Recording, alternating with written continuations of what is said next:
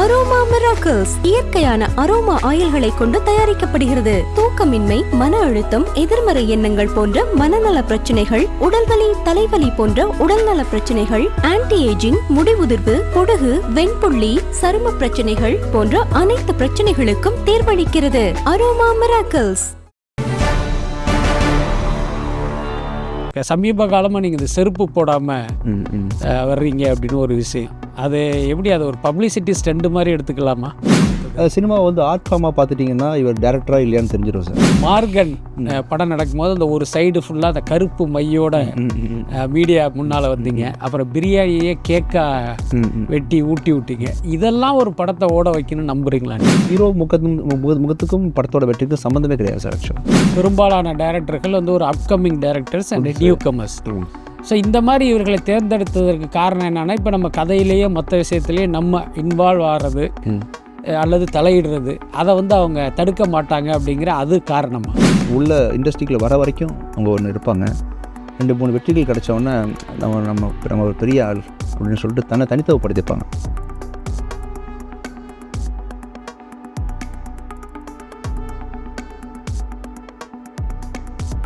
ஏன்னா நார்மலாக ஒரு நடிகர்கிட்ட கேட்டிங்கன்னா, நான் மணிரத்னம் டைரக்ஷனில் நடிக்கணும், சங்கர் டைரக்ஷனில் நடிக்கணுங்கிறது தான் அவங்களுடைய கோலாகவே இருக்கும். பட் ஆனால் ஒரு நடிகராக அவங்களுக்கு அந்த கோல் இல்லை அப்படிங்கிறதே ஒரு பெரிய ஆச்சரியமாக இருக்கு. இல்லை ஒருவேளை இப்போ நம்ம நடிக்கிறதுக்கு அவங்க எதை திட்டிவிட்டா என்ன பண்ணுறது அப்படின்னு அந்த மாதிரி எது யோசனை? இப்போல்லாம் என்னை கூப்பிடும்போது படத்துக்கு போனால் டான்ஸில் ஆடி கிழிச்சிருவார், ரொமான்ஸ் பயங்கரமாக பண்ணுவார், அந்த மாதிரிலாம் இருக்காது. ஆனால் அந்த பப்ளிக்கில் ஒருத்தனாக இருக்கேன், ஆடியன்ஸு பல்ஸு அப்படின்லாம் பேசுகிறீங்க. ஆனால் அப்போ யோசித்து பார்த்தீங்கன்னா, நீங்களே சினிமாவுக்கு வந்து ஒரு 25 வருஷத்துக்கு மேலே ஆச்சு. கிட்டத்தட்ட நீங்களும் சமூகத்திலிருந்து ஒரு அந்நியப்பட்டவராக தானே இருக்க முடியும். நீங்கள் வந்து மக்களோட கலந்தாக வாழ்ந்துக்கிட்டு இருக்கீங்க. இப்போ படம் வந்து முழுக்க முதல்லேருந்து கடைசி வரைக்கும் டைரக்டர் மட்டும்தான், ஸ்கிரிப்ட் மட்டும்தான். இப்போ உங்களை நடிக்க வச்சு எடிட் பண்ணி அதை படமாக பார்த்ததுக்கப்புறம் அவருக்கு ஒரு அபிப்பிராயம் வந்திருக்கும்.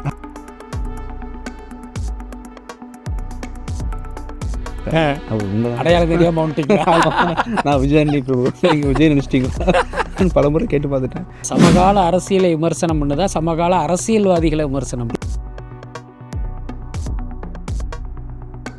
சினிமாவை வாழ வைக்கிறது யார் அப்படின்னா, அந்த 2K கிட்ஸ் இளைஞர்கள் தான் இருக்காங்க. இப்போ அவங்களுடைய பாயிண்ட் ஆஃப் வியூவில் இந்த சக்தி திருமகன்ங்கிற அந்த டைட்டில் வந்து ஒரு அவுடேட்டடாக தெரியாதா? நீங்கள் அந்த ஆங்கிளில் யோசிக்கலையா? இந்திய தரவரிசையில் சத்யஜித் ரே மாதிரி டேரக்டர்ஸை நீங்கள் ப்ளேஸ் பண்ணுற இடத்துல தாராளமாக அருண் பிரபு நீங்கள் ப்ளேஸ் பண்ணலாம். ஆனால் இப்போ உங்கள் படங்களுடைய டைட்டில்லாம் பார்த்தோம் அப்படின்னா, சைத்தான், கொலகாரன், யமன். இப்போ படம் பண்ணிவிட்டு வருஷத்துக்கு ஒரு படம் தான் பண்ணுறாரு இவர். அதனால் வந்து வருஷத்துக்கு ஒரு தான் பண்ணுறோம்ப்பா, அந்த படத்தை பார்த்தோன்னு யாரும் நினைக்கவும் போகிறதில்ல. வணக்கம் சார்.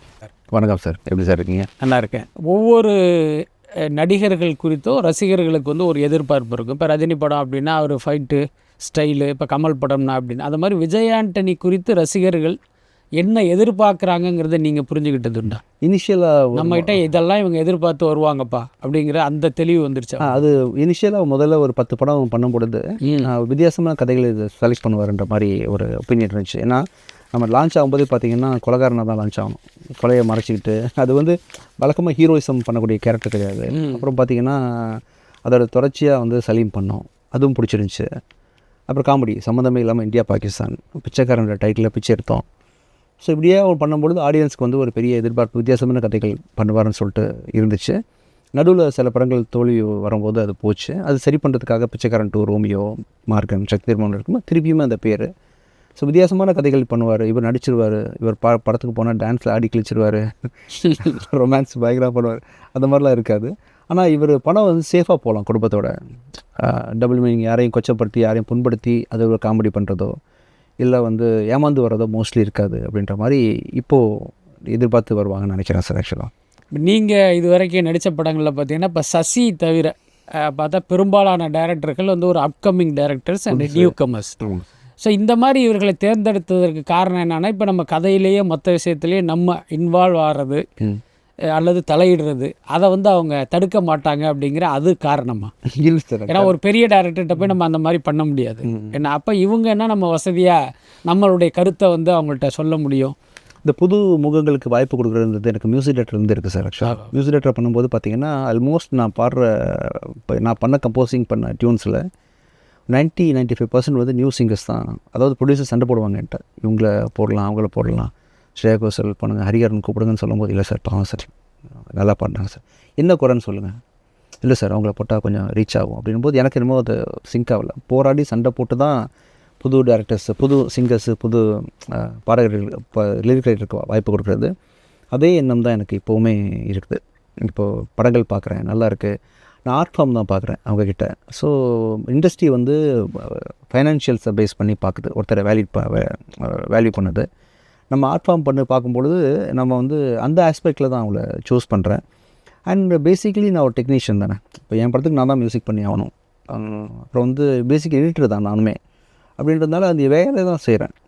ஸோ அதனால் வந்து இவங்கக்கிட்ட அது பண்ணிடலாம் அப்படின்னு.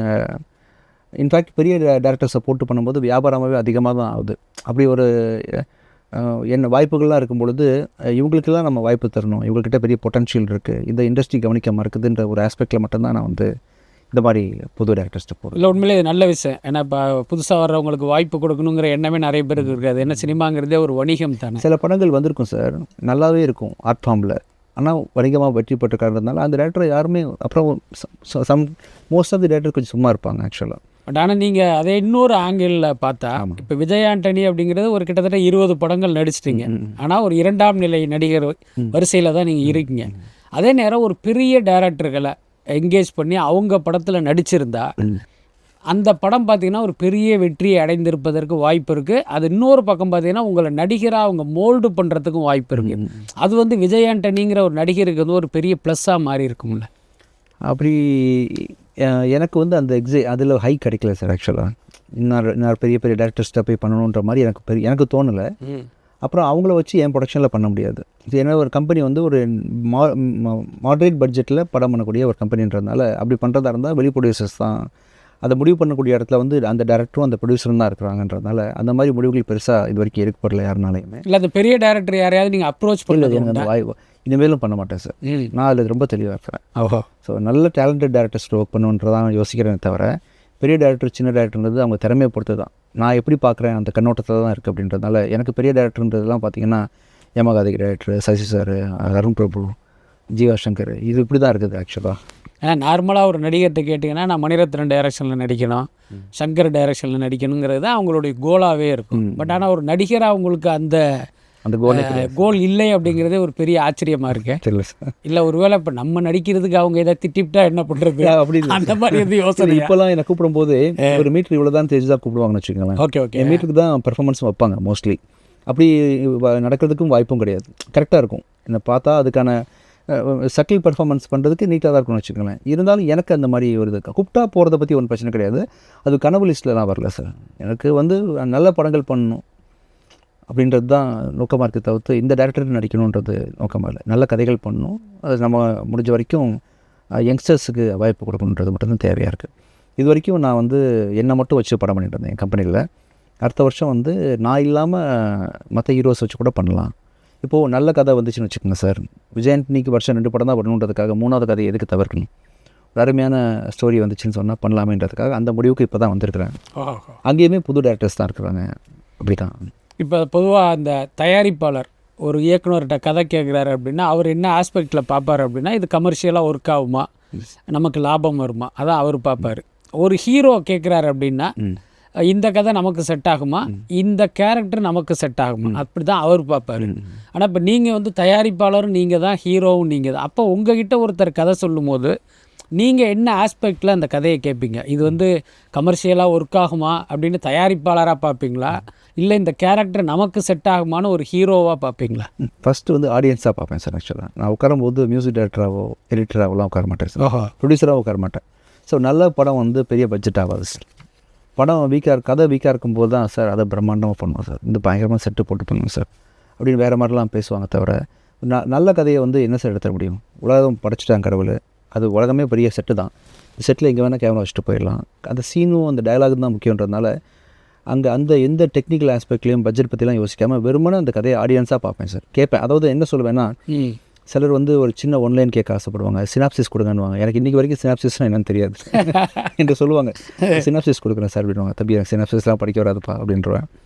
அப்புறம் இங்கிலீஷில் இருந்தால் நான் படிக்க மாட்டேன், தமிழில் தான் இருக்கணும். நாவல் படிக்கிற மாதிரி இருக்கணும். அப்புறம் கேமரா ரைட்லேருந்து லெஃப்ட்டில் வருது, இந்த மாதிரிலாம் பேசினா எனக்கு புரியாது. தம்பி எனக்கு அதெல்லாம் தெரியாதுப்பா, நீங்கள் நாவல் படிக்கும்போது எனக்கு கதை கம்மியாகல, இந்த மாதிரி சாதாரணமாக எழுதி கொடுத்துருங்க, ஸ்கிரிப்டாக படிச்சிடுறேன், இல்லை சொல்லுங்கள். சொல்லும்போது 1/2 அன் ஹவர்லாம் சொல்லாதீங்க, ஒரு 2.5 hours சொல்லுங்கள். அதுக்கு மேலேயும் வேணால் அது கம்மியாக வேணாம்னு சொல்லிட்டு ஒரு முழு திரைக்கதை கேட்குறேன். கேட்கும்போது ஆடியன்ஸ் மாதிரி படம் பார்த்துட்றேன்ல, ஆடியன்ஸுக்கு பிடிச்சி போச்சுன்னா அப்புறம் ப்ரொடியூசருக்கு பிடிச்சி தான் ஆகணும். ஆடியன்ஸுக்கு பிடிக்கிற படம் தான் நம்ம பண்ணுறோம். விஜய் ஆண்டனி ஆடியன்ஸ் அவுக்கரை வச்சு தான் கதை கேட்குறேன். அப்புறம் தான் யோசிக்கிறது, மியூசிக் டைரக்டராக என்ன இருக்குது, எடிட்டராக என்ன இருக்குது, ப்ரொடியூசர் எவ்வளோ செலவாகுதுன்றலாம் லாஸ்ட்டு தான் வருது சார். அந்த கதையை பிடிச்சி எக்ஸைட் ஆகி உடனே வேறு ஓகே சொல்லிடுவேன். வேண்டாம் வேணுன்ற விஷயத்த அந்த கதைக்குள்ளெல்லாம் கிடையாது சார். நான் தனியாக கேட்டு உடனே அந்த அந்த செகண்ட்லேயே முடிவு சொல்லிடுறது. சொல்லிட்டு அதுக்கப்புறம் தான் அது எப்படி பண்ணுறது பார்ப்போம் அப்படின்னு சொல்லிட்டு இறங்குறது. ஸோ ஆக்டர் விஜய் ஆண்டனிக்கும் முக்கியத்துவம் கொடுக்குறது இல்லை, ப்ரொடியூசருக்கும் கிடையாது. பாமரன் அண்ட் பப்ளிக்கில் ஒருத்தனாக தான் கதை கேட்குறேன். அது மாதிரி 20 படங்கள் நடிச்சிட்டிங்க. அதில் பிச்சைக்காரன்லாம் ஒரு மிகப்பெரிய வெற்றி. மற்ற படங்களும் கூட கமர்ஷியலாக வெற்றி படங்கள் தான். ஸோ இதை வச்சு வந்து ஒரு படத்தினுடைய வெற்றி சூத்திரத்தை ஓரளவுக்கு இனம் கண்டுட்டிங்களா? இல்லை சார், சூத்திரம் ஒன்றுமே இல்லை சார். ஆடியன்ஸாக நீங்கள் சாதாரணமாக இருங்க சார். நிறைய பேர் வந்து நான் அப்படி தான் இருக்கிறேன். சிலர் வந்து கண்ணால் பார்த்துருக்குறேன், உள்ள இண்டஸ்ட்ரிக்குள்ளே வர வரைக்கும் அவங்க ஒன்று இருப்பாங்க. 2-3 வெற்றிகள் கிடச்சோடனே நம்ம ஒரு பெரிய ஆள் அப்படின்னு சொல்லிட்டு தனித்துவப்படுத்திப்பாங்க, தனியாக வச்சுப்பாங்க. பப்ளிக்கில் சாதாரணமாக உட்கார்றது, பேசுகிறது அப்படின்லாம் தவிர்த்துட்டு கொஞ்சம் அப்படி அவங்களுக்குள்ளேயே அவங்க தெரியாமல் ஒரு வேலையை பண்ணிடுறாங்க, ஒதுங்கிடுறாங்க பப்ளிக்லேருந்து. அப்படி விலகும்போது என்ன ஆகுதுன்னா, பப்ளிக் என்ன ஃபீல் பண்ணுவாங்கன்னு தெரியுமான்றதை நீ பப்ளிக்ன்றதே ஃபீல் ஆகாமல் பக்கத்தில் ஒருத்தன்ட்டு கேட்டுருப்பான். நீ பப்ளிக்காக இருக்கும் பொழுது மோஸ்ட்லி உனக்கு பிடிக்கிறது மக்களுக்கு பிடிக்க தான் செய்யுன்றது தான் சார் ஒரு திறமை. ஸோ நான் ஆரம்பத்துலேருந்து இன்றைக்கி வரைக்கும் நான் பப்ளிக்கில் ஒருத்தனாக இருக்கிறேன். வாழ்க்கை முறையும் சரி, என்னோடய வட்டாரங்கள் எல்லாமே வேலைக்கு நீங்கள் என்ன செய்கிறீங்க, நான் என்ன செய்கிறேன், இல்லை எல்லாம் ஒரே மாதிரி தான் சார் இருக்கும். மியூசிக் பற்றி அனாவசியம் பேசிக்கவே மாட்டேன். இன்றைக்கி வரைக்கும் அனுப்பப்பட்ட மியூசிக் பற்றி பேசிட்டு மாட்டேன். மியூசிக் டைரக்டர் பண்ணியிருக்கேன் தவிர அந்த வேலையை செய்யும்போது மட்டும் தான் அந்த டிஸ்கஷன், நடிக்கும்போது அந்த டிஸ்கஷன், மற்றபடி வேறு நோ அதர் டிஸ்கஷன், அதர் விஷயங்கள்லாம் பேசிட்டு இருப்பேன் தவிர்த்து நடிப்பை பற்றி கூட பேசிட மாட்டேன் அவர்கிட்ட. ஆனால் அந்த பப்ளிக்கில் ஒருத்தனாக இருக்கேன், ஆடியன்ஸு பல்ஸு அப்படின்லாம் பேசுகிறீங்க. ஆனால் அப்போ யோசித்து பார்த்தீங்கன்னா நீங்களே சினிமாவுக்கு வந்து ஒரு 25 வருஷத்துக்கு மேலே ஆச்சு. கிட்டத்தட்ட நீங்களும் சமூகத்திலிருந்து ஒரு அந்நியப்பட்டவராக தானே இருக்க முடியும். நீங்கள் வந்து மக்களோட கலந்தாக வாழ்ந்துகிட்டு இருக்கீங்க. இல்லை சார், மக்களோடனா எனக்குன்னு ஒரு மக்கள் இருக்காங்க. இல்லை, உதாரணத்துக்கு பார்த்தீங்கன்னா இப்போ ஆடியன்ஸ் பல்ஸ் தெரியணும் அப்படின்னா இப்போ ஆடியன்ஸோட நம்ம உட்காந்து படம் பார்க்கும்போது தான் அவன் எங்கே கை தட்டுறான், எங்கே ரசிக்கிறான், எங்கே சிரிக்கிறாங்கிறதே நம்ம கண்டுபிடிக்க முடியும். என்ன ஸோ அப்படி நீங்கள் பார்க்காத போது எப்படி நீங்கள் இது ஆடியன்ஸ் பல்ஸாக நீங்கள் புரிஞ்சு ஆடியன்ஸ்ட்டு உட்காந்து படம் பார்த்து நான் ஆடியன்ஸ் ஆகல. நீங்களே ஆடியன்ஸாக உணர்றீங்க. சாதாரணமாக சார், நம்ம ஆடியன்ஸ் சாதாரணமாக இருக்கிறோம் இல்லை, வீட்டில் பேசுகிறோம், ஓகே, பொண்ணுட்டு காமெடி பண்ணுறோம், ஃப்ரெண்ட்ஸ்கிட்ட பேசுகிறோம், சிரிக்கிறோம், சாப்பிட்றோம், பாட்டு கேட்குறோம், அப்படின்ற ஒரு சாதாரண வாழ்க்கை ஒன்று வாழ்கிறோம் இல்லையா, அதை வச்சு தான் ஆடியன்ஸ் சொல்கிறேன். ஆடியன்ஸோட படம் பார்க்குறதுனால நான் ஆடியன்ஸ் ஆகிறேன்னு சொல்ல வரல. வாழ்க்கை முறையிலேயே வந்து ஒரு சிம்பிளிசிட்டி இருக்கிறது. சிம்பிள்னா ரொம்ப ஹம்பிள்னு சொல்ல வரல. நான் ஒரு கிரியேட்டர்ன்றதை அனாவசியமாக வந்து யோசிக்கிறது இல்லை சார். மியூசிக் பண்ணும்போது மட்டும்தான் மியூசிக், நடிக்கும்போது மட்டும்தான் நடிப்பு, அப்புறம் வந்து ப்ரொடக்ஷன் சம்மந்தமான விஷயங்கள் பேசும்போது மட்டும்தான் ப்ரொடியூசர் தவிர இது இல்லாமல் விஜய் ஆண்டனிட்ட பேசுனீங்கன்னா நீங்கள் சாதாரணமாக தான் பேசிகிட்டு இருப்பேன். ரொம்ப அந்த மாதிரி ஏதோ ஒரு மைண்ட் செட்டில் நான் அப்புறம் வந்து ரொம்ப பயங்கர அறிவு வளர்த்துக்குன்னு ட்ரை பண்ணுறதில்ல. ரொம்ப இன்னும் மியூசிக் நிறைய கற்றுக்கிட்டோம்னா என்ன ஒன்றா கடலறையெல்லாம் சவுண்ட் மியூசிக்காக தெரியும் எனக்கு. எல்லாத்தையும் மியூசிக்காக பார்க்கக்கூடாது சார். இது ஹிட் டியூனு, இது வந்து நல்ல டியூன் தான், சூப்பராக தான் இருக்குது, ஏ மைனில் ஜி ஸ்டார்ட்லாம் போயிட்டு வருது. ஆனால் மக்களுக்கு கனெக்ட் ஒரு மாதிரி எல்லாமே பிடிக்க ஆரம்பிச்சிடும் உங்களுக்கு. ஓகே, ஸோ ரொம்ப க்ரியேட்டராகவும் ஆயிட வேண்டாம், அறிவு வளர்த்துக்காமல் நான் நாவலாக வச்சுக்கிறேன் இது வரைக்கும், அவ்வளோதான். ஒரு படம் வெற்றி அடைவதற்கு என்ன செய்யணும்னு நினைக்கிறீங்க? டைரக்டரை பத்திரமா பார்த்துக்கணும் சார். ஒரு படம் வந்து முழுக்க முதல்லேருந்து கடைசி வரைக்கும் டைரக்டர் மட்டும்தான், ஸ்கிரிப்ட் மட்டும்தான். ஒரு புள்ளத்தாச்சி வந்து 9 மாதம் 10 மாதம் குழந்தை வைக்கிற மாதிரி ஒரு படத்தை தயாரிக்கிறதுக்கும் ப்ரொடியூஸ் பண்ணி ரிலீஸ் பண்ணுறதுக்கும் 10 மாதம் தான் ஆகும். அதுக்கு மேலே ஒன்று பெருசாக ஆகாது சார். நல்லா ப்ரீ ப்ரொடக்ஷன் பண்ணுறதுக்கு ஒரு 4 மாதம் ஆகும். அப்புறம் நீங்கள் ஷூட்டிங் போகிறதுக்கு வந்து நான் ஸ்டாப்பாக பண்ணுறதுக்கு ஒரு 4 மாதம் ஆகும். அப்புறம் வந்து போஸ்ட் பண்ணுறதுக்கு 4 மாதம் ஆகும். அதிகபட்சம் வந்து பார்த்திங்கன்னா ஷூட்டிங் ஆரம்பித்ததுலேருந்து ஒரு 8 மாதம் 10 மாதத்தை படத்தை ரிலீஸ் பண்ணி இந்த டைமுக்குள்ளே ஹீரோவே டேரக்டர் தான். ஸோ அந்த டேரக்டரை நீங்கள் ஒழுங்காக பார்த்துக்குங்க. ஒழுங்கான கதையை நீங்கள் நாமளாக சூஸ் பண்ணிக்கங்க. டைரக்டர் கேட்குற எல்லாத்தையுமே கொடுத்துருங்க. அங்கே போய் 2-1க்குலாம் சண்டை போட்டுட்டு அவரை மன உளைச்சலுக்கு ஆளாக்காமல் முடிஞ்ச வரைக்கும் நீங்கள் வந்து எல்லாத்தையும் அவர் சொன்னதுலேருந்து ஒரு 100 ரூபா சொல்லியிருப்பார், 110 ரூபா ஆகலாம், 115 ரூபா கூட ஆகலாம். ஆனால் அது இல்லை, அது 15 ரூபாய் 10 ரூபாய் மேட்டர் இல்லை, படம் தான் மேட்டர். ஸோ அப்படின்றதுனால அந்த டேரக்டரை ஒரு புள்ளத்தாச்சி எப்படி பார்த்துக்கிறோமோ அது மாதிரி டேரக்டருக்கு வேண்டிய விஷயங்கள் எல்லாமே பண்ணி கொடுத்தால் அதான சார் கேட்டிங்க, என்ன கேட்டிங்க? ஆமாம்ல, கரெக்டு தான். அவரை பார்த்துக்கிட்டாவே போதும் சார், நீங்கள் ஒன்றுமே செய்ய வேணாம். ஸோ அப்போ கண்டென்ட்டை வந்து ஒரு சரியான கண்டென்ட்டை மக்கள்கிட்ட சூஸ் பண்ணிவிட்டு டேரக்டர் நல்லா பார்த்துங்க, அவர் சொல்கிறது செய்யுங்க போதும். அப்புறம் வந்து அங்கே போய் என்ன கணக்காகுது, எவ்வளோ செலவாகுதுன்னு பார்க்குறத விட்டுட்டு இனிஷியலாக வந்து படத்தை ப்ரொமோட் பண்ணுறது, ரிலீஸ் பண்ணுறது, அந்த வேலையில் ஃபோக்கஸ் பண்ணுங்கள். டேரக்டர் வில் டேக் கேர், அதாவது அந்த படத்தை அவரே பார்த்துப்பாருன்றது தான். நான் இதை ஏன் கேட்டேன் அப்படின்னா, பொதுவாகவே என்னுடைய கருத்து என்னென்னா, நீங்கள் ஒரு நல்ல கண்டென்ட்டை மக்களுக்கு கொடுத்தா அவங்க வந்து இது புதுசாக இருக்குது, சுவாரஸ்யமாக இருக்குன்னு நினச்சாங்கன்னா ஓட வச்சிருக்காங்க. ஆமாம் சார், ஆமாம் சார். ஆனால் இங்கே தமிழ் சினிமாவில் பார்த்தீங்கன்னா அதை செய்யாமல் வேறு என்னென்னமோ செஞ்சு வந்து படத்தை ஓட வைக்க ட்ரை பண்ணுறாங்க. அதுக்கு நீங்களும் விதிவிலக்கு இல்லைன்னு நினைக்கிறேன். உதாரணத்துக்கு இந்த மார்கன் படம் நடக்கும்போது அந்த ஒரு சைடு ஃபுல்லாக அந்த கருப்பு மையோட மீடியா முன்னால் வந்தீங்க. அப்புறம் பிரியாணியே கேக்கா வெட்டி ஊட்டி விட்டீங்க. இதெல்லாம் ஒரு படத்தை ஓட வைக்கணும்னு நம்புறீங்களா நீங்கள்? உங்களுக்கு ஒரு நல்லது பண்ணுறதா இருந்தால் அவங்க அம்மா என்ன பண்ணுறாங்க, செருப்பு போடாமல் போகிறாங்க, தரையில் மனுசோர் சாப்பிட்றாங்க, பிச்சை எடுக்கிறாங்க, இல்லை தயிரில் உங்களுக்காக அவங்க தாயத்தை கட்டிக்கிறாங்கன்ற மாதிரி ஒரு அம்மா தான் பாசத்தை எப்படி வெளிப்படுத்துறாங்க, இதெல்லாம் நடக்குமான்னு தெரியாது, தன் பிள்ளைக்கு ஏதாவது பண்ணிட முடியாதா அப்படின்ற ஒரு தவிப்பு உங்கள் அம்மாவுக்கு இருக்கும். அப்படின்ற மாதிரி என் டேரக்டருக்கு மார்கன், அதாவது நிறைய படங்கள் வந்துட்டுருக்கு, இந்த மேடை வந்து மார்கனுக்கான மேடைன்றது மக்களுக்கு நான் புரிய வைக்கணும்னு ஆசைப்பட்றேன். அப்படின்னும் போது என்ன பண்ணுறது, மூஞ்சியில் பெண் இருக்கிறது, அடித்தா என்ன இருப்போம், எங்கே குறைஞ்சிட போகிறோம், அடிச்சுட்டு வா பார்த்துக்கலாம் அப்படின்னு சொல்லிட்டு அப்படி சாதாரணமாக வந்த ஒரு முயற்சி தான். ஸோ அந்த மேடை வந்து மார்கன் மேடை நீங்கள் சொல்லிட்டீங்களே இந்த இன்டர்வியூவில், என்னோடய தேவை அவ்வளோதான். நான் உட்காந்தது மார்கனுக்காக வந்தது அப்படின்றது ஒன்று. அப்புறம் வந்து எல்லாருமே வந்து கேக்கே கட் பண்ணிட்டு இருக்கிறாங்க, பிரியாணி கட் பண்ண என்னடா பிரச்சனை உங்களுக்கு, பண்ணி பார்த்துடலாமே, அவ்வளோதான். ரொம்ப சிம்பிள் தாட்டு தான். ஜாலியாக கிரியேட் அட்டென்ஷன் இல்லை சார், அட்டென்ஷன் கிடையாது, ஜாலியாக இருக்கணும். இப்போ எல்லாமே வழக்கமாக என்ன ஆகுதுன்னா, பத்திரிக்கையாளர்களை சந்திக்கும் பொழுது ஒரு பரபரப்பாக என்ன கேட்டுருவாங்களோ, என்ன பதில் சொல்லணுமோ, மாட்டிப்போமோ, இதை வாயை கொடுத்துன்ற மாதிரிலாம் ஒரு பரபரப்பாக இருக்கும் பொழுது வாங்க ஜாலியாக இருக்கலாம், சந்தோஷமாக இருக்கலாம்னு சொல்லிட்டு ஒரு ஃபன் தானே. எல்லா மூமெண்ட்லேயும் வந்து ஒரு ஃபன் இருக்குது, ஒரு சிரிப்பு இருக்குது, சந்தோஷம் இருக்குது, ஒரு அப்படின்ற மாதிரி அந்த மாதிரி ஒரு மித்து. இந்த கேக்கை தான் வெட்டணும்னு கிடையாதுப்பா, ஒன்றுமே இல்லை, சைட்ஸாக தான் கிடைக்குதா அதை வச்சு வெட்டுங்க அப்படின்ற மாதிரி ஒரு தோணிச்சு எனக்கு. அது பண்ணேன். அது மாதிரி நடிகராக கிட்டத்தட்ட ஒரு 20 படங்கள் பண்ணிட்டீங்க. இப்போ சக்தி திருமகன் அடுத்த மாதம் வெளியாகும் போது, இப்போ இந்த படம் உங்களுடைய முந்தைய படங்களிலிருந்து எப்படி ஒரு வித்தியாசமான படமாக இருக்க போகுது? நான் வந்து அருண் பிரபுவோட தீவிரமான ஃபேன் சார். ஆக்சுவலாக பயங்கரமான ஃபேன். என்னோடய லைஃப்பில் எனக்கு பிடித்த டாப் ஒரு 5 படங்கள் சொல்லுங்கன்னு சொன்னீங்கன்னா, நான் முதல்ல வந்து அருவி சொல்லுவேன், குரங்கு பொம்மை சொல்லுவேன், மூன்றாம் பிறை, இந்த மாதிரி. அது ரேட்டிங் 5ல் வந்து எப்படி வேணால் ஜிக்ஸாக்காக இருக்கும். இந்த தரவரிசையில் வந்து எனக்கு டாப் 5ல் வந்து அருண் பிரபுவோட படம் ஒன்று சார். அருவி முடிஞ்ச உடனே கால் பண்ணேன், விஷ் பண்ணுறது தான் கால் பண்ணேன். நைட்டு ஒரு தடவை 12 மணியோ 2 மணிக்கோ தான் படம் பார்த்து முடித்தேன். படம் பார்த்து முடிக்கும்போது பயங்கரமான கண்ணீர். எனக்கு வேல்யூ பயங்கரமாக இருக்கும் சார். அதில் ஒரு அரவாணி கேரக்டர், திருநங்கை கேரக்டர், அவங்க சொல்கிற விஷயம், வாழ்க்கையை அவர் புரிஞ்சுக்கிட்ட விஷயம், அவர் அந்த விஷயத்துக்கு அந்த படத்துக்குள்ளே நிறைய சோஷியல் மெசேஜ் நிறைய சொல்லியிருப்பாருன்ற எல்லா விஷயத்துலையுமே வந்து நான் மெசேஜ் எடுத்து ஒரு 2-3 நாள் கழித்து நம்பர் வாங்கி அவர்கிட்ட பேசினேன். பேசிவிட்டு அப்போ பேசும்போதெல்லாம் எனக்கு வந்து இந்த மாதிரி ஒரு திறமைசாலிலாம் நம்மளை வச்சு படம் பண்ணுவாங்கன்ற நம்பிக்கைலாம் எனக்கு இல்லை. நான் இருந்தாலும் புஷ் பண்ணணும் இல்லையா, பயங்கரமான திறமை, இன்ஸ்பயர் ஆகிட்டோம். அந்த பாலுமகேந்திரா சார் மூன்றாம் பிறை பண்ண காலகட்டத்தில் நம்ம இல்லை, அப்போ சின்ன பையன். ஸோ இப்போ வந்து சமகாலத்தில் ஒரு திறமைசாலி பார்க்குறேன். அதே மாதிரி குரங்கும்பை டேரக்டருக்கு விஷ் பண்ணியிருக்கேன் நான். இப்போது நித்திலன் வந்து மகாராஜா பண்ணதுக்கப்புறம் அடையாளம் காணப்பட்ட தெரிந்த ஒரு இவர். பட் நீங்கள் அப்போவே அவருடைய அடையாளம். ஆமாம், அப்போ நிறைய இன்டர்வியூஸில் சொல்லியிருக்கேன். பிஃபோர் மகாராஜாவே நிறைய இன்டர்வியூஸில் வந்து நித்திலன் பேசியிருப்பேன்ற மாதிரி இவரை விஷ் பண்ணேன். ரொம்ப சாஃப்டாக நான் வந்து பயங்கரமாக பேசினேன். சூப்பர் பிரபு, எப்படி இப்படி யோசிச்சிங்க அப்படி இப்படின்னு பேசும்போது அவர் வந்து ரொம்ப, இப்போ கூட இன்டர்வியூவில் பார்த்தீங்கன்னா எனக்கும் அதுக்கு சம்மந்தமே இல்லையா, நான் இப்போ தான் மெட்ராஸில் வந்து பார்க்குறேன் மக்கள்ன்ற மாதிரி ரொம்ப ரொம்ப இந்த மாதிரி நீங்கள் பேசி பாருங்கள் சார். அந்த மாதிரி நான் பார்த்ததே இல்லை. இன்னுமே அவர் எப்படி நடிச்சு காட்ட தெரியாது எனக்கு. அவர் மாதிரி ரொம்ப சாஃப்டாக இருப்பார். நான் என்ன பண்ணியிருக்கோம், தான் யார் அப்படின்றத இன்றைக்கி வரைக்கும் மைண்டில் ஏற்றாத ஒரு பர்சனாலிட்டி அவர். அப்போ வந்து ஒன்று சொன்னார், சும்மா ரைட்டாக சொல்லுவேன்னு சொல்லிட்டு ஃப்யூச்சரில் வாய்ப்பு இருந்தால் சொல்லுங்கள் பிரபு, நம்ம பண்ணுவோம் அப்படின்னு சொல்லி ஆசை வேறு ஒன்றும் இல்லை. நல்லா இந்த மாதிரி டேரக்டர்கிட்ட போய் உட்காந்து நம்ம எதுவுமே யோசிக்க வேண்டாம், கண்டிப்பாக எதுவும் செய்யவும் வேணாம். அவங்க சொல்கிறது மட்டும் ரைட்டில் திரும்பினா ரைட்டு, லெஃப்ட்டில் திரும்பினா லெஃப்ட், திரும்பிட்டு போனாவே படம் நல்லா வந்துடும் சொல்லி வச்சேன். சரிங்க சார், கண்டிப்பாக சார் அப்படின்ற மாதிரி சொன்னார். எப்படி இவரெலாம் எங்கே வர போகிறாரு நம்மக்கிட்ட அப்படின்னு நினச்சிட்டு போயிட்டேன். ஒரு வருஷத்துக்கு முன்னாடி ஒரு நாள் வந்து கால் பண்ணார், மெசேஜ் போட்டிருந்தார், சார் நான் அருண் பிரபு உங்களை பார்க்கணுன்னு. பார்த்தோன்னே அது இந்த மாதிரி கதை வச்சுருக்கேன், என்ன வச்சு பண்ணுறீங்களா, எப்படி இந்த தைரியம் உங்களுக்கு அப்படின்னு நினச்சிக்கிட்டேன்.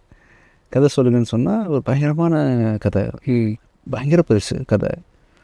ஃபர்ஸ்ட் ஆஃப் ஆல் இவ்வளோ பெரிய படத்தை பண்ணுறதுக்கு ஆஸ் அ ப்ரொடியூசர் எனக்கு அது கேப்பபிலிட்டி கிடையாது. ரொம்ப பெரிய லைன்.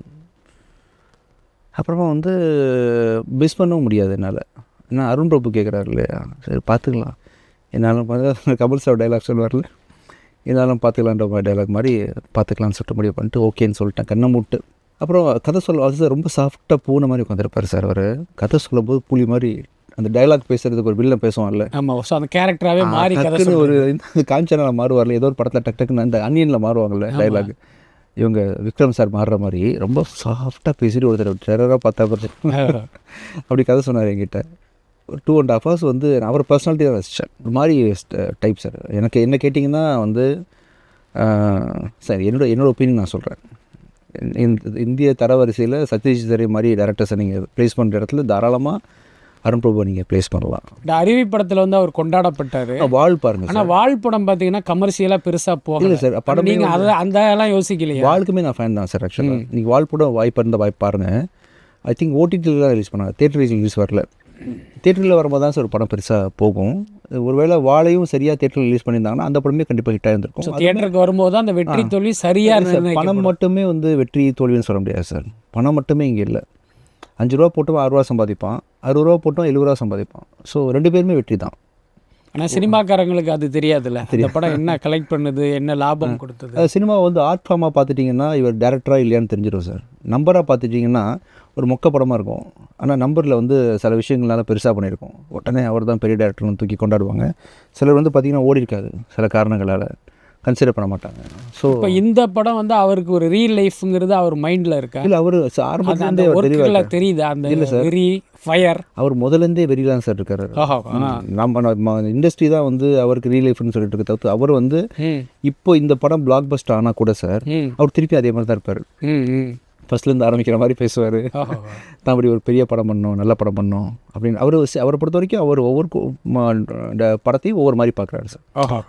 வாழ எத்திக்ஸில் பார்த்தாரு, அருவியை அப்படி பார்த்தாரு, இதை அப்படி பார்க்குறாரு, இது மறந்துடுவார் கம்ப்ளீட்டாக. திருப்பி பிகம் சார் ஸ்டூடெண்ட் மாதிரி பிஹேவ் பண்ணுறாரு சார். ஓகே. எம்டி மைண்டில் ஒன்றுமே தெரியாமல் ஒரு சின்ன குழந்தைக்கு ஒரு தேடல் இருக்கும் இல்லையா, அந்த மாதிரி தான் இருக்கிறாரு. பண்ணிட்டோன்ற வந்து நினைப்பே அவர் கிடையாது. ரொம்ப ஸ்கூலுக்கு போகிற ஸ்டூடெண்ட் எப்படி காலையில் எழுந்திரிச்சு கரெக்டாக எடிட்டிங் போயிட்டு ஒரு மெட்டிகுலஸாக வேலை செய்வாங்களோ அந்த விஷயம் அவர்கிட்ட இருக்குது sir. He's a great personality. இப்போ அருவி படம் வந்தப்போ இப்போ உங்களை மாதிரியே பல ஹீரோக்கள் அவரை பாராட்டியிருப்பாங்க, பல தயாரிப்பாளர்கள் பாராட்டியிருப்பாங்க. ஆனால் இப்போ அருண் பிரபு வந்து உங்களை தேடி வருவதற்கு என்ன காரணம்? இவர் நம்மளை வச்சு படம் தயாரிக்கணுங்கிறதா, இல்லை நம்ம பண்ணியிருக்கிற கதைக்கு விஜய் ஆண்டனிங்கிற நடிகர் சூட்டாவார் அப்படிங்கிறது அது காரணமா? மேபி நிறைய பேர் பிஸியாக இருந்திருக்கலாம் சார். நான் வந்து சொந்த படம் தான் பண்ணி, நீங்களும் பிஸியான ஹீரோ 3 மாதத்துக்கு ஒரு படம் நடிக்கிறேன். அதாவது நானே ஓடிட்டுருக்கிறேன் சார். பிஸின்னா ஒருத்தர் குறுக்கு நடந்துட்டு இருப்பாங்கள்ல, அந்த மாதிரி நான் அந்த பிஸி. ஓகே, எனக்கான படங்கள் நானே தயாரிச்சுக்கிறது, நானே ரிலீஸ் பண்ணுறது, ஓகே, நானே பிஸியாக பேட்டி கொடுக்குறது, இந்த மாதிரி போயிட்டுருக்கேன். தவிர்த்து நிறைய கம்பெனிகளுக்கு இப்போ நடிக்கிறது இல்லை இல்லையா. சரி, முழுக்க வந்து என்னோட கம்பெனியே நடிச்சிருக்கேன்றதுனால விஜய் ஆண்டனி நினச்சா ஒரு படத்தை முன்னாடி ஒரு படத்தை பின்னாடி போட்டு அவரால் டேட் கொடுக்க முடியும் அப்படின்ற ஒரு பாசிபிலிட்டி இருக்குது. ஓகே. உதாரணத்துக்கு நான் உங்கள்கிட்ட அட்வான்ஸ் வாங்கிட்டேன்னு வச்சுக்கோங்களேன். பிஸ்மி சாருக்கு வந்து ஆகஸ்ட் 11 டேட் கொடுத்துட்டேன்னு சொன்னால் போய் தான் ஆகணும், அதை மாற்ற முடியாது. இப்போ என்னோட கம்பெனிலேயே 2-3 படம் இருக்கும்போது அருண் பிரபு வந்து கேட்கும்பொழுது என்ன பண்ணலாம், நினச்சா ஒரு 15 days வச்சுக்கிறேன் தம்பி, இந்த 15 days தள்ளி வச்சுக்கலாம்னு சொல்லிட்டு மாற்றி உள்ள ஷஃபிள் பண்ணிக்க முடியுன்றதுனால அந்த மாதிரி சுதந்திரம் என்கிட்ட இருந்துச்சுன்றதால முடிவு எடுக்க முடியும். இந்த முடிவு வந்து இன்னொருத்தரை சாராத, இன்னொருத்தர் ப்ரொடியூசர் சம்மந்தப்படாத விஷயம். இதனால் இந்த முடிவுனால் யாரும் பாதிக்கப்பட போகிறது கிடையாதுனால ஐ திங்க் அவர் producer cum music director cum actor அப்படின்ற ஒரே ஒரு ஆளாக இருக்கிறதுனாலையும் கண்ணில் ஒரு கண்ணில் திருட மாதிரி ஒரு சின்ன லுக் ஒன்று இருக்குது என்கிட்ட. அப்படியா? அந்த கேரக்டர்லேயும் அது இருக்குது. ரெண்டும் மேட்சாக இருந்தனாலையும் கேட்டேன் அவர்கிட்ட, பிரபு அதனால தான் சூஸ் பண்ணின்னு கேட்டேன் அவர்கிட்ட. ஆமாம் சார். அவருடைய எடிட்டிங் பேட்டர்னே கொஞ்சம் வேறு மாதிரி இருக்கும், பட் உங்களுடைய ஆக்டிங் ஸ்டைல் வந்து வேறு மாதிரி இருக்கும். கொஞ்சம் சொல்லாதீங்க சார், ஸ்டைல்லாம் சொல்லாதீங்க. நம்ம பார்த்த வரைக்கும் சொல்கிறேன், மற்ற ஹீரோக்களுடைய அந்த வேகம் வந்து கொஞ்சம் கம்மியாக இருக்கும். அது ஆக்டிங் ஸ்டைல்லாம் கிடையாது. ரைட், வச்சுக்கலாம். நீங்கள் பண்ணுறது ஒரு மாதிரி இருக்கும், அது சொல்லுங்கள். ஓகே, இப்போ இந்த ரெண்டும் எப்படி இந்த படத்தில் சிங்க் ஆகுது? அதான் சார், இப்போ வந்து இப்போ நானும் நீங்களும் ஒரு வாழ்க்கை வாழ்கிறோங்க சார். உங்கள் குழந்தைக்கு நீங்கள் அப்பா, அவருக்கு நீங்கள் தான் ஹீரோ. அவள் எவ்வளோ பெரிய சூப்பர் ஸ்டார் தளபதி யாரெல்லாம் இருந்தால் கூட உங்கள் அப்பா உங்கள் சன்ட்ட போய் கேட்டிங்கன்னா, எங்கள் அப்பா எனக்காக என்னென்னாரு, எனக்காக ஸ்கூலில் போய் சேர்த்தாரு, 2 வேளை சாப்பிடாமல் எனக்காக எக்ஸ்ட்ரா கொடுப்பாரு, எனக்கு ஷூ வாங்கி கொடுப்பாருன்ற மாதிரி அவங்களுக்கு அப்பா ஹீரோன்ற மாதிரி. உங்ககிட்ட என்ன ஒரு ஸ்பெஷாலிட்டி, டான்ஸ் ஆட தெரியுமான்னு கேட்டால் தெரியாது, பாட்டு பாட தெரியுமான்னு கேட்டால் தெரியாது, ஆனால் என் பிள்ளைக்கு நான் ஹீரோ, அவனுக்கு ஒன்று நான் நிற்பேன்ற மாதிரி உங்களோட வெளிப்பாடு பார்த்தீங்கன்னா ஒரு டயலாக் நீங்கள் பேசுகிறது சாதாரணமாக தான் இருக்கும், ரொமான்டிக்காக இது பேசுவீங்களான்னு தெரியாதுன்ற மாதிரி எல்லா மனிதர்களுமே வந்து அவங்க லைஃப்பில் ஹீரோவாக தான் சார் வாழ்கிறாங்க. சினிமாவில் சார் எக்ஸாஜரேட் பண்ணி சில விஷயங்களை காட்டுறாங்க. அந்த மாதிரி வெளிப்பாடுகள் நம்மகிட்ட வராது தவிர ஒரு common man behaviour, common man எக்ஸ்பிரஷன்ஸ்லாம் கொடுங்கன்னு சொன்னால் என்னால் கொடுக்க முடியும். சாதாரணமாக பேசுங்க சார், திரும்புங்க, ரைட்டில் வாங்க, லெஃப்ட்டில் போங்கன்னு சொன்னால் பண்ண முடியுன்றதுனால நானுமே ஆக்டிங் அவ்வளோதான் சார் பார்க்குறேன். கொஞ்சம் அதிகப்படியான நடிப்பு, சிவாஜி சார் மாதிரி பெர்ஃபார்மன்ஸு, இன்னும் பயங்கரமாக நடிக்கணுன்ற ஃபோக்கஸ்குள்ளெல்லாம் இல்லாமல் ஒரு ஸ்கிரிப்டுக்குள்ளே போய் சாதாரணமாக அந்த இயல்பாக இருக்கணும் அப்படின்றதுல வந்து அவருக்கு எதுவும் செட் ஆச்சு போட்டிருக்கு. கரெக்டாக வந்தார், பார்த்தே ரொம்ப செட் ஆகிருக்கு, நல்லா இருக்கு. ஓகே, இப்போ முதல்ல உங்களை அப்ரோச் பண்ணும்போது அவருக்கு ஒரு ஐடியா இருந்திருக்கும். இப்போ உங்களை நடிக்க வச்சு எடிட் பண்ணி அதை படமாக பார்த்ததுக்கப்புறம் அவருக்கு ஒரு அபிப்பிராயம் வந்திருக்கும். அது ரெண்டும் ஒரே மாதிரி இருந்ததா மாறி இருந்தது? ஆமாம் சார், ரொம்ப தெளிவாக தான் சார் வந்தார். நான் திருப்பி கேட்டேன் அவர்கிட்ட, உங்கள் அடையாளம் தெரியாமல் மவுண்டிங்களா? நான் விஜய் பிரபு, நீங்கள் விஜய் நினச்சிட்டிங்களா பலமுறை கேட்டு பார்த்துட்டேன். அவர் ரொம்ப தெளிவாக ஆமாம் சார் அப்படின்னு சொல்லுவார் என்கிட்ட. சார் தெளிவாக வந்தார், அவருக்கு என்ன வேணும்னு கிளாரிட்டியோடு எடுத்தார், பயங்கரமாக எடுத்தார் சார். ஒரு அவர்கிட்ட இந்த படம் ஒர்க் பண்ணதில் நிறைய கற்றுக்கிட்டேன்னு சொல்லலாம். உண்மையிலேயே அப்படியா?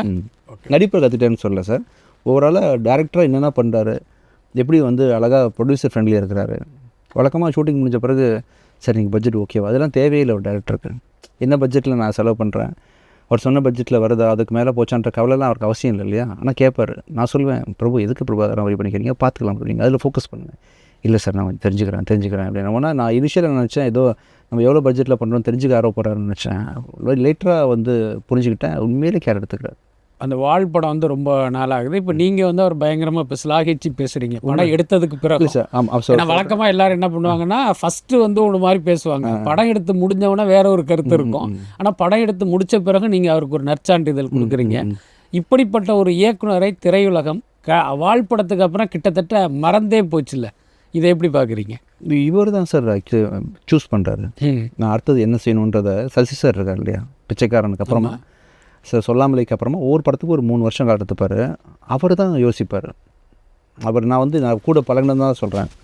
டிஷ்யூம் டைமில் ஒர்க் பண்ணும்போது ஒரு ஸ்கிரிப்ட் முடிச்சிட்டார். அவர் முடிச்சுட்டு ஆஸ்கர் ரவி சார் போகலான்றாரு, எல்லோரும் போகலான்றோம், ஹீரோஸ்லாம் வெயிட் பண்ணுறாங்க. இல்லை சார் கொஞ்சம் வேலை இருக்குன்னு சொல்லி அந்த கொஞ்சம் வேலைக்கே அவர் 2 வருஷம் டைம் எடுத்துக்கிட்டார். ஸோ அது மாதிரி அவரோட தேவை என்னைக்கு ஷூட்டிங் பண்ணுற விஷயத்தை அவர் முடிவு பண்ணுற மாதிரி இதை முழுக்க மேஜர்லி வந்து அருண் பிரபு டைம் எடுத்துக்கிறாரு. சம்டைம்ஸ் அந்த ஸ்பார்க்கு சிலருக்கு வந்து 1 மாதத்துக்குள்ளே வந்துடும். இப்போ அடுத்த படம் மேபி 1 இயரில் பண்ணலாம், சில படம் வந்து 2 இயர்ஸா 3 இயர்ஸ் ஆகிற மாதிரி அவ்வளோ டெப்த் இருக்குது சார். 2 பாட்டு 4 சாங்கு அந்த 4 ஃபைட் அந்த மாதிரிலாம் அவர் யோசிக்கல. டக்குன்னு பயங்கர ஸ்பீடான ஒரு கிரிப்பிங் ஸ்க்ரீன் ப்ளேயில் நிறைய டீட்டெயில் வச்சுருக்கிறதுனால அவருக்கே அந்த டைம் ஆகுதுன்னு நினைக்கிறேன். ஸோ ஆரம்பத்துலேருந்தே அருண் பிரபுனாலே எல்லாருக்குமே ஒரு பெரிய ரெஸ்பெக்ட் சார். ரீசெண்டாக கூட இன்டர்வியூ பார்த்துட்டு இருக்கும்போது விஜய் தேவரகொண்டா வந்து மச்சான் எப்போ மச்சான் நீ வந்து படம் பண்ணுவா வாடா பண்ணலான்னும் போது வரேன் மச்சான் சொல்லிட்டு வரேன் அப்படின்னு சொல்லிட்டு விஜயாண்டினை பார்க்க வந்திருக்காரு அவர். ஸோ அவர் தான் சூஸ் பண்ணுறாரு, அந்த கதைக்கு எனக்கு இதுதான் வேணும் போகணும். ஸோ அவர் டிமாண்டில் இருக்கக்கூடிய ஆக்டர்னு சொல்ல வரேன் அவங்ககிட்ட. இப்போ இந்த சக்தி திருமகன் அப்படிங்கிற அந்த டைட்டிலை வச்சு பார்க்கும்போது இது என்ன மாதிரி படம் அப்படிங்கிறதையே நம்மளால் புரிஞ்சிக்க முடியல. கிட்டத்தட்ட ஆடியன்ஸுக்கும் இந்த கேள்வி ஒரு அரசியல் பின்னணியில் ஆடியன்ஸ் இது வரைக்கும் பார்க்காத ஒரு பரிணாமத்தில் வந்து இந்த படத்தை நீங்கள் பார்க்கலாம் சார். அரசியல் பின்னணி கண்டிப்பாக சார். நீங்கள் இப்போ அரசியல்வாதிகளை வம்புலுக்க முடிவுக்கு வந்துட்டீங்கன்னு எடுத்துக்கலாம். அப்படி கிடையாது சார். எல்லா அரசியலையும் அரசியல் இல்லாத உலகமே இல்லை சார். இப்போ ட்ரம்ப் பண்ணுறது அரசியல் தான், அவரை பற்றி பேசினா அரசியல் பற்றி பேசி ஆகணுன்றது அரசியல் தான் வந்து மக்களை வந்து இன்றைக்கி வந்து பாதுகாப்பான முறையில் நடத்தி கொண்டு போயிட்டுருக்கு. இல்லை நான் கேட்குறது இப்போ சமகால அரசியலை விமர்சனம் பண்ணுதா சமகால அரசியல்வாதிகளை விமர்சனம்? இல்லை சார், ஜென்ரலாகவே எல்லாத்தையும் பப்ளிக்குமே ஒரு ரீசன் தானே சார். அரசியல் பண்ணுறது பப்ளிக்கும் தான். இப்போ ஒருத்தங்க ஜெயிக்கிறாங்க, ஒருத்தங்க தோக்குறாங்க, ஜாதியை வச்சு ஒன்று பண்ணுறாங்க, இப்படி பண்ணுறாங்க எல்லாத்துக்கு முன்னாடி மக்களுமே வந்து உடந்தையாக தான் இருக்குன்றதுனால ஜென்ரலாக எல்லாத்தையும் அரசியல்வாதிகள் மட்டும் காட்டுவாங்க இல்லையா, அதுக்குள்ளே இன்னொரு செக்டர் ஒன்று இருக்குது. அதுதான் டீட்டெயிலாக சொல்ல முடியாது, கதை ரிவீல் ஆயிரும். இது வரைக்கும் பார்த்திராத ஒரு ஆங்கிளில் அரசியல் அவர் காமிச்சிருப்பார். இல்லை பொதுவாக இந்த அரசியல் படம் எடுக்கும்போது சென்சார்லேயும் ஒரு பஞ்சாயத்து வரும். படம் ரிலீஸ் ஆனதுக்கப்புறம் எங்கள் கட்சியை சொல்லிட்டாங்க உங்கள் கட்சியை சொல்லிட்டாங்கன்னா அப்படியும் ஒரு சிக்கல்லாம் வரும். இதில் அந்த மாதிரி வரதுக்கு வாய்ப்பு இருக்குது. இல்லை எல்லா கட்சியும் சொல்லிட்டா ப்ராப்ளம் வராது சார். அப்படி சொல்லி ஒருத்தர் மட்டும் சொன்னீங்கன்னா தான் ப்ராப்ளம். எல்லா கட்சியும் சொன்னால் என்ன ஆகும்னா அது சமநிலை அப்படின்ற ஒரு இடத்துக்கு போயிடுவோம் நம்ம. அப்படிதான். ஸோ அப்படி தான். ஓகே, அதேமாதிரி ஒரு படத்தினுடைய வெற்றிக்கு வந்து டைட்டில் வந்து எந்த அளவுக்கு முக்கியம்னு நினைக்கிறீங்க? உங்கள் அம்மா அப்பா உங்களுக்கு பேர் வைக்கும்போது கண்டிப்பாக ஒரு 3 மாதம் வச்சுருப்பாங்க சார், அது வைக்கலாமா இது வைக்கலான்ற மாதிரி. படம்ன்றது டைட்டில் ரொம்ப ரொம்ப முக்கியமான ஒரு டைட்டில் விஷயந்தான் சார். அது வந்து இந்த படத்துக்கும் நல்ல டைட்டிலாக பிடிச்சி வச்சுருக்கிற சக்தி திருமகன்னு சொல்லிட்டேன். நல்ல பேராக அமைஞ்சிருக்கு. தெலுங்கில் வந்து இந்த படத்தோட பேர் வந்து பத்ரகாளி சார். தமிழில் சக்தி திருமகன். ஏற்கனவே பராசக்தின்னு தெலுங்கில் வச்சிங்க. தெலுங்கில் வச்சுருந்தேன். அதுக்கப்புறம் தான் ஆமாம் தெரியாமல் ஒரு தடவை அவங்க அதை அனௌன்ஸ் பண்ணிட்டாங்கன்றதுனால நட்பாக அவங்கள்ட்ட கொடுத்துட்டேன் ஆக்சுவலாக. ஸோ இப்போ பத்ரகாளின்னு ஆமாம் இன்ஃபேக்ட் தமிழில் கூட மாற்றிருங்க. ஏன்னா இப்போல்லாம் ஓடிடியில் பார்த்தீங்கன்னா சார் பத்ரகாளின்னு சொன்னால் ஒரு எல்லாருமே இப்போ காந்தாரானா எல்லா லாங்குவேஜுக்கும் ஒரே டைட்டில் வரணும். சக்தி திருமகன் நல்லா தான் இருக்குது, இதுதான் பத்ரகாளி வச்சுருங்களேன் பிரபுன்னு சொல்லி சொன்னேன். பட் இல்லை சார் தமிழில் இதுவே இருக்கட்டும்னு சொல்லி சொன்னார். சரி ஓகே. ஆனால் இன்றைக்கி டார்கெட் ஆடியன்ஸு சினிமாவை வாழ வைக்கிறது யார் அப்படின்னா அந்த 2K கிட்ஸ் இளைஞர்கள் தான் இருக்காங்க. இப்போ அவங்களுடைய பாயிண்ட் ஆஃப் வியூவில் இந்த சக்தி திருமகன்ங்கிற அந்த டைட்டில் வந்து ஒரு அவுடேட்டடாக தெரியாதா? நீங்கள் அந்த ஆங்கிளில் யோசிக்கலையா? அதான் சார் இந்த அம்மா பாசத்துக்கு ஒரு படம் எடுத்தேன் சார், பிச்சைக்காரனே ஒரு அவுடேட்டட் டைட்டில். அதில் வந்து அம்மாவை பற்றி 100 சாமிகள் இருந்தாலும் அப்படின்னு பாடும்போது அது இன்னும் அவுடேட்டட். சரி. ஆனால் இப்போ கான்செர்ட் நான் போகிறேன்ல சார், இப்போ ரீசெண்டாக பாடிட்டு இருக்கேன்ல, அதில் வந்து எல்லாம் வைப்பாக ஆடிட்டு இருக்கும்போது இப்போ அடுத்த பாட்டு வந்து நம்ம சாமி பாட்டு பாட போகிறேன், அம்மா பற்றி பாட்டு, நம்ம கண்ணு தெரிஞ்ச சாமி வந்து அம்மா தான் அப்படின்னு சொன்ன உடனே சார் எந்த சாங்குக்கு குத்து போட்டுருந்தாங்களோ அப்படின்னு நின்றுவாங்க சார். ஒரு செகண்ட் நின்றுட்டு அப்படியே வேறு மாதிரி மூடுக்கு மாறுறாங்கன்றதுனால எவ்வளோ பெரிய டெக்னாலஜி வந்தாலும் சார், எவ்வளோ ஃபாஸ்ட்டாக உலகம் சுற்றினாலும் எமோஷன் தான் சார். இப்போ நீங்கள் நான்லாம் ஃபங்க்ஷன் ஆகிறதுக்கு காரணம் உங்கள் வேலை வந்து பெரிய ஹைலாம் கொடுத்துடாது. வேலைலாம் திருப்பி பண்ணும்போது எனக்கு போர் அடிச்சிட்டு தான் சார். எவ்வளோ பெரிய வேலை பார்த்தாலுமே உங்களை தூக்கி எங்கே உட்கார வச்சாலுமே நீங்கள் தான் சார் இந்த உலகத்துக்கே மண்ணுன்னு சொல்லி உட்கார வச்சாக்கத்தை கூட ஈவினிங் 5 மணிக்கு மேலே எப்போ வீட்டுக்கு போகலான்னு தான் தோணும் உங்களுக்கு. ஸோ அப்புறம் வேலைன்றது ஒரு பார்ட்டு தான் சார். அப்புறம் வந்து மனிதம், அன்பு, மனைவி, மக்கள், ஃப்ரெண்ட்ஸ் அப்படின்ற மாதிரி போகிறதுனால அந்த எமோஷன் எப்பவுமே மாறாதுன்றதுனால மக்கள் இன்னுமே வந்து நீங்கள் எதை சொல்ல வந்தீங்களோ அதை தெளிவாக சொல்கிறது கரெக்டாக பண்ணிட்டீங்கன்னா மக்களுக்கு பிடிக்கும் சார்.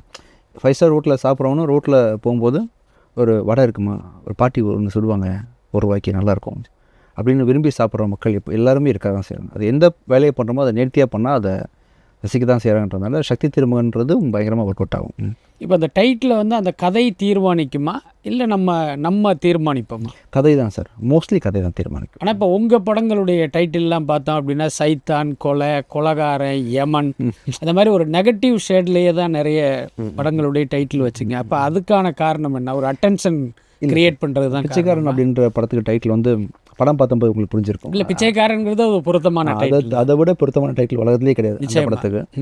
அப்புறம் வந்து கொலைகாரன் படத்தில் வந்து பார்த்தீங்கன்னா கொலைகாரன் தான் சொல்லுவாங்க, எப்படி இவனை தான் சஸ்பெக்ட் பண்ணுவாங்க, அது சந்தேகப்படுவாங்க. அப்புறம் திமிரு பிடிச்சவன் பார்த்தீங்கன்னா அந்த போலீஸ் அப்படி தான் இருப்பான். எதை பற்றி, அதாவது அந்த தம்பியை கொண்டிருப்பான் ஒரு காரணத்துக்காக, கொண்டுட்டு முடிச்சுட்டு அவன் பசியில் சாப்பிட்டுட்டு போவான், மறுநாள் வேலை ஒரு மாதிரி ஒரு கேரக்டர்ன்றதுனால அதுக்கு மோஸ்ட்லி அந்த யமன் மட்டும்தான் பார்த்தீங்கன்னா அந்த அவனுக்கு அவன் தான் ஒரு ஏதோ ஒரு அர்த்தமோ சிங்கோ இல்லாமல் அந்த டைட்டில் இருக்காது சார் இருக்கும். இல்லை, ஒரு டைட்டிலுங்கிறது பார்த்தீங்கன்னா இப்போ எல்லா தரப்பினரையும் தியேட்டருக்கு இழுக்கிற ஒரு விஷயம் தான். அப்போ யமன், சைத்தான், கொலைகாரன், கொலை அப்படின்னு வைக்கும்போது ஃபேமிலி ஆடியன்ஸ் இதை வந்து குழந்தை குட்டியோட போகலாமான்னு ஒரு யோசிக்க வைக்கிறதுக்கு வாய்ப்பு இருக்குல்ல. இப்போ டியூன் ஆகிட்டாங்க சார். அப்படியா? இவர் படத்தில் டைட்டில் தான் அப்படி இருக்கும், ஆனால் படம் வேறு மாதிரி இருக்கும். இப்போ வாங்க நான் ரொம்ப நல்லவங்கன்னு டைட்டில் வச்சுக்கோங்க, மதிக்க மாட்டாங்க. அவங்களுக்கு வந்து ஓரளவுக்கு இது 2 விஷயத்த நீங்கள் வந்து ஒரு டைட்டிலில் முடிஞ்ச வரைக்கும் கன்வே பண்ணணும். இன்ட்ரெஸ்டிங் ஃபேக்டரை கன்வே பண்ணணும், படம் சார்ந்த சில தகவலை கன்வே பண்ணுற மாதிரி மக்களும் தெளிவாக தான் இருக்கிறாங்க சார். பிடிக்குது அவங்களுக்கு. இப்போ உள்ள ஹீரோக்கெல்லாம் பார்த்தீங்கன்னா ஒரு படத்தை முடிச்சுட்டு தான் இன்னொரு படம் அப்படிங்கிற அந்த பேட்டர்னில் தான் ஒர்க் பண்ணிகிட்டு இருக்காங்க. பட் நீங்கள் ஒரே நேரத்தில் மார்கன், சக்தி திருமகன் 2 கிட்டத்தட்ட சைமல்டேனியஸாக. ஆக்சுவலாக மார்கன் வந்து டிசம்பர் மாதம் ரிலீஸ் பண்ண வேண்டிய படம் சார், கொஞ்சம் டிலே ஆயிடுச்சு, அதனால ஜூன் மாதம் ரிலீஸ் ஆச்சு. சக்தி திருமகன் மே வர வேண்டியது. ஒரு 4 மாதம் 5 மாதம் கேப்பில் தான் பிளான் பண்ணுறோம் நம்ம. சம்டைம்ஸ் ஒரு படம் முடிய டைம் ஆகிறதுனால 2 மாதம் 3 மாதம் கேப்பில் ரிலீஸ் ஆகுது. இதுக்கப்புறம் ஒரு 4 மாதம் கேப்பாவது கண்டிப்பாக இருக்கும் சார். இல்லை, அந்த மாதிரி பண்ணும்போது உங்களுக்கு அது இடையூறாக தோணலையா? அது இல்லை சார், அது நல்ல படங்கள் வரும்போது நீங்கள் மாதத்துக்கு ஒரு படம் கொடுத்த கூட மக்கள் ஏற்றுப்பாங்க சார். குப்பை படம் பண்ணிவிட்டு வருஷத்துக்கு ஒரு படம் தான் பண்ணுறாரு இவர், அதனால் வந்து வருஷத்துக்கு ஒரு தான் பண்ணுறோம், அந்த படத்தை பார்த்தோன்னு யாரும் நினைக்கவும் போகிறதில்ல. அதனால் இப்போ சில நிகழ்ச்சிகள்னால் சில விஷயங்கள்னால பேக் டு பேக் படங்கள் வர்றது தவிர்க்க முடியல. அது கண்டிப்பாக ஆனால் கவனம் பண்ண வேண்டிய விஷயந்தான். மற்றபடி ஆப்ரேஷனல் டிஃபிகல்ட்டிஸ் தான் சார் இருக்கும். ப்ரொடியூசராக 2 படத்தில் காசு போட்டிருப்போம், 2 படம் பண்ணால் லாக் ஆகிட்ருக்கோம் அப்படின்ற மாதிரி அது எல்லாமே நானே தாங்கிக்கிறேன். போக போக ஏற்பட்ட இப்போ அனுபவத்தினால வந்த மெச்சூரிட்டியில் இன்னுமே அதை பெட்டராக ஹேண்டில் பண்ண ட்ரை பண்ணுறேன். வருஷத்துக்கு ஒரு படம் அது குப்பை படமாக இருந்துச்சுன்னா இது ஒர்க் ஆகாது. பட் அதே நேரம் நம்ம 3 மாதத்துக்கு ஒரு படம் 6 மாதத்துக்கு ஒரு படம் கொடுக்கறதுக்கு வருஷத்துக்கு ஒரு படம் அது ஒரு பெட்டரான படமாக கொடுக்கும்போது அது நம்மளை வந்து இன்னொரு உயரத்துக்கு கொண்டு பெட்டரான படம் அப்படின்ற ஒரு முடிவு இருக்குல்ல சார். அந்த ரிசல்ட்டு தான் பெட்டரான படம். அந்த ரிசல்ட்டுக்கு காரணம் ஹீரோ இல்லை சார், டேரக்டர் தான். ஒவ்வொரு படத்தையும் தோளில் சுமந்து கனவாக வச்சு உயிரை கொடுத்து ரத்தத்தை கொடுத்து பால் ஊட்டி சீராட்டி வளர்க்குறதெல்லாம் டேரக்டர் மட்டுமே. ப்ரொடியூசர் பணம் கொடுக்குறத தவிர மற்றபடி லொக்கேஷன் பார்த்து கொடுப்பாரு. மற்றபடி இன்ன அவுட்டு டேரக்டர் தான்றதுனால அந்த படம் தோக்குறதும் ஜெயிக்கிறதும் முழுக்க டேரக்டர் சம்மந்தப்பட்டது தான். ஸோ இந்த டேரக்டர் கூட ஒர்க் பண்ண ஒரு வருஷத்துக்கு 12 படம் ஒர்க் பண்ணுறேன் சார். 12 பேர் தீயாக வேலை செய்கிறோம்னு வச்சுக்கோங்க, 12 போய் ஹிட் ஆகும். ஸோ இந்த ஹீரோ போன படம் தான் நடித்தார் அப்படின்னு சொல்லிட்டு இந்த படம் நல்லா இருந்தால் கூட பார்க்க வேணாம் அப்படின்ற முடிவுக்கு வந்து எனக்கு தெரிஞ்ச மக்கள் நினைக்க மாட்டாங்க. படம் நல்லா இருந்துச்சுன்னா கண்டிப்பாக அந்த காலத்தில் நடித்தது தானே சார். எனக்கு தெரிஞ்ச ரஜினிகாந்த் சார், விஜயகாந்த் சார்லாம் வந்து தொடர்ந்து 10 படங்கள் பண்ணவங்க தான். ஸோ ஸ்கிரிப்ட் நல்லாயிருக்கும். அது மாதிரி ஹீரோ முகத்துக்கும் படத்தோட வெற்றிக்கும் சம்மந்தமே கிடையாது சார். ஆக்சுவலாக சின்ன ஓப்பனிங் மட்டும் க்ரியேட் பண்ணுமே தவிர இன் அவுட் டேரக்டர் தான். விஜய் ஆண்டனியை நான் முதல்ல சந்தித்த காலத்தையெல்லாம் யோசித்து பார்க்கும்போது வார்த்தைகளுக்கு வலிக்காமல் பேசுகிறது அப்படின்னு சொல்லுவாங்க. ரொம்ப மென்மையாக அப்படி பேச ஆரம்பித்தோன்னே எனக்கெல்லாம் தோணும், இப்போ இவர்கிட்ட பேசி எப்படி ஒரு 2 பக்கத்துக்கு மேட்டில் தேத்த போகிறோங்கிற அளவுக்கு இருக்கும். அவ்வளவுக்கு ரொம்ப குறைவாக பேசுவீங்க. ஆனால் இப்போ வந்து நிறைய பேசுகிறீங்க. 2ல் எது உண்மையான விஜய் ஆண்டனி? அன்னைக்கு பார்த்த அவரா இல்லை இன்னைக்கு பேசுகிற இவரா? சார் சின்ன வயசில் சின்னதாக இருப்போம் சார், வளர பெருசாகும். அதனால் இயல்பு மாறாதுல்ல. இத்தனை வயசானாலும் நம்மளோட இயல்புங்கிறது மாறாதில்ல. பட் அன்னைக்கு நீங்கள் வந்து அவ்வளோ ரிசர்வ்டாக இருந்தீங்க. முதல் படம் பண்ண விஜய் ஆண்டனிக்கு டிஷுமை பற்றி பேச தெரியும் தவிர அது தவிர்த்து வேறு ஒன்றுமே இல்லைன்ற பேச கண்டென்ட் இல்லை. அப்புறம் 2-3 படம் பண்ணவங்களுக்கு 2-3 படம் தான் இருந்துச்சு. இப்போ மியூசிக் டைரக்டரை பற்றி மட்டும் தான் நீங்கள் கேள்வி கேட்க முடியும். இப்போ பார்த்தீங்கன்னா படங்கள் ப்ரொடியூஸ் பண்ணுறோம், நடிக்கிறோன்றதுனால நீங்கள் கேட்குறதுக்கான கேள்விகள் உங்களுக்கு அதிகமாக இருக்குது. அதுக்கான பதில் என்கிட்ட இருக்குது ஆக்சுவலாக. அதனால் உங்களுக்கு நிறைய இன்ஃபர்மேஷன் கொடுக்குற மாதிரி தெரியுது. ஸோ வயதாக ஒரு இந்த கடந்த 20 வருஷத்தை பற்றி கேள்வி கேட்குறீங்க. அப்போ நீங்கள் கேட்குற கேள்வி வந்து அந்த ஒரு படத்தை பற்றி தான் இருக்குன்றதுனால அதுக்கான வெளிப்பாடு தான் நினைக்கிறேன். அதிகம் பேச ஆரம்பித்ததுக்கு வேறு எதுவும் காரணம் இல்லை, அந்த மாற்றம் ஏற்பட்டதற்கு இந்த கால மாற்றம் கொடுத்த பக்குவம் மட்டும்தான் காரணமா? அவ்வளோதான் நினைக்கிறேன் சார். மோஸ்ட்லி அதுதான். ப்ளஸ் வந்து இல்லை ஒருவேளை நம்ம ரொம்ப ரிசர்வ்டாக இருந்தோம்னா அந்த சினிமாவுக்கு சரியாக வராது, நம்ம நிறையா பேசலாம். இல்லை சார், எனக்கு வந்து லைட் ஆயிடுச்சு. ஒரு மேஜர் ஆக்சிடென்ட் ஆக்சுவலி எனக்கு. அதுக்கு முன்னாடியும் அதுக்கு பின்னாடியும் பார்த்தீங்கன்னா உங்களுக்கு வந்து ஒரு பெரிய அதுலேயே ஒரு பெரிய டிஃப்ரென்ஸ் இருக்கும். எழுந்தது பெரிய விஷயம். அது உங்களுக்கு தெரியும். மக்கள்கிட்ட சொன்னால் ரொம்ப கஷ்டப்படுவாங்கன்றதுனால சில விஷயங்கள் சொல்ல இல்லை. அதைத்தான் நான் கூட கேட்கணும்னு நினச்சேன். வெளியில் கூட அந்த மாதிரியான ஒரு பேச்சு இருக்குது. உங்கள் வாழ்க்கையில் நடந்த அந்த முக்கியமான 2 சம்பவங்களுக்கு பிறகு தான் இவர் ரொம்ப இல்லை என்ன நிறைய பேசுகிறாருங்கிற மாதிரி பேசுகிறாரு. இல்லை சார், ரொம்ப லைட் ஆகிட்டேன் ஆக்சுவலாக. இதுக்கு மேலே என்னடா இருக்குது லைஃப்பில், துக்கத்தையும் கவலையும் பார்க்குறதுக்கு அப்படின்ற மாதிரி மனசெல்லாம் ரொம்ப லைட் ஆயிடுச்சு. நம்ம மற்றவங்களை சந்தோஷப்படுத்தி பார்க்கணும், அப்புறம் என்ன இருக்குது அப்படின்ற மாதிரி தாட் ப்ராசஸ் எல்லாமே ரொம்ப இறக்க மாதிரி மாறிடுச்சு ஆக்சுவலாக. அப்படின்றதுனால இந்த மூமெண்ட்டில் பிஷ்மி சார்கிட்ட வந்து இன்டர்வியூ கொடுக்கணுன்றதே எனக்கு தோண மாட்டேங்குது ஆக்சுவலாக. அது இல்லை, அது பேசுவோம் ஜாலியாக அப்படின்ற மாதிரி ரொம்ப யதார்த்தமாயிடுச்சு, எல்லாமே சிம்பிள் ஆயிடுச்சு அப்படின்ற மாதிரி தான். ஓகே, சமீப காலமாக நீங்கள் இந்த செருப்பு போடாமல் வர்றீங்க அப்படின்னு ஒரு விஷயம், அது எப்படி, அது ஒரு பப்ளிசிட்டி ஸ்டண்ட் மாதிரி எடுத்துக்கலாமா? அப்படி சொல்ல முடியாது சார். ஒரு தடவை தோணுச்சு, நடந்து பார்த்தேன், மனசு கொஞ்சம் லைட்டாக இருந்துச்சு. நான் ரொம்ப பெரிய மன அழுத்தத்தில் இருந்த ஒரு டைம் அது. நடக்கும் பொழுது என்னமோ ஒரு சின்ன ஒரு சேஞ்ச் எனக்குள்ளே ஏற்பட்டுச்சு. இப்போ சபரிமலைக்கு போகும்போதெல்லாம் பப்ளிசிட்டி சென்டர் பண்ண மாட்டாங்க இல்லையா? அது பண்ண மாட்டாங்க. பட் சில இடங்களில் ட்ரெஸ் கோடுன்னு ஒன்று இருக்கும். நீங்கள் அங்கே வந்து நான் செருப்பு போடாமல் போவேன், அது என்னுடைய ஸ்டைல் அப்படின்னு நம்ம சொல்லிட முடியாதுல்ல. சரி, அப்படியே கோடு இருக்கா சார்? கண்டிப்பாக இருக்குது சார். இங்கே என்னென்ன கோடு இருக்கு? இல்லை, நான் நார்மலாக சென்னையில் இருக்கிற ஒரு பாருக்கு போகணுன்னா ஒரு ஷூ போடணும், என்ன ஷூ போடணும் அப்படிம்பாங்க. அப்படியெல்லாம் இருக்குது. சில இடங்களில் பார்த்தீங்கன்னா கோட் ஷூட் போடணும்னு சொல்லுவாங்க. தெரியல சார். ஏன்னா இப்போ நீங்கள்லாம் பார்த்தீங்கன்னா ஒரு செலிபிரிட்டியாக இருக்கிறதுனால அந்த மாதிரி இடங்களுக்கு போக கூட ஒருத்தன் கூப்பிட்டாங்க, ஒரு பாருக்கு வர சொன்னாங்க. வர ஆசையாக தான் இருக்குது, எனக்கு செருப்படம் விடுவாங்கன்னு தெரியலன்னு பேசிகிட்டு இருந்தேன். ஓகே. ரொம்ப நாள் கிடையாது சார். இப்போ எனக்கு வந்து மனசு லைட்டாக இருக்குன்றதால இப்போ கான்சர்ட்லாம் போகும்போது பார்த்தீங்கன்னா கான்சர்ட்டில் ஸ்டேஜில் நிறைய ஆணிகள் இருக்கும். ஓகே, அப்போ வந்து நம்ம அதை பண்ண முடியாது, போடுவேன். ரொம்ப வெயிலில் பார்த்தீங்கன்னா தார்லாம் சுடுவோம் ஆக்சுவலாக. அந்த மாதிரி டைமில் போட்டுக்கிறது தான். சில படத்தில் நடிக்கும்போது போட்டு தான்ன்ற மாதிரி செருப்பு போடக்கூடாதுன்றது நான் வைராக்கியமாகவோ அதை பப்ளிசிட்டியாகவோ அதை பேர் சொல்லி வாழ்க்கை ஃபுல்லாக அப்படின்லாம் கிடையாது. எனக்கு எங்கே தேவையோ அங்கே போட்டுக்க தான் செய்கிறேன். நடக்கும்போது கொஞ்சம் நல்லா இருக்குது மனசுக்கு. இப்போ நாளைக்கு போகும்போது தேவையான போட்டுப்பேன். இப்போ கூட நான் போட்டு உட்காந்துக்கிறேன். உங்கள் செருப்பு வச்சுருக்கீங்களா? இல்லை, எதுக்கு கேட்குறேன்னா இப்போ பார்த்தீங்கன்னா இன்றைய இளைஞர்கள் பல விஷயங்களை பார்த்தீங்கன்னா சினிமா நடிகர்களிடமிருந்து அவங்க எடுத்துக்கிறாங்க, நல்லதையும் சரி கெட்டதையும் சரி. அந்த மாதிரி இப்போ விஜய் ஆண்டனியை பார்த்து ஒருத்தர் அட்மையர் ஆகி அவரும் செருப்பு போடாமல் நடக்க ஆரம்பித்தா அது அவருக்கு வந்து ஆரோக்கிய கேடு இல்லையா?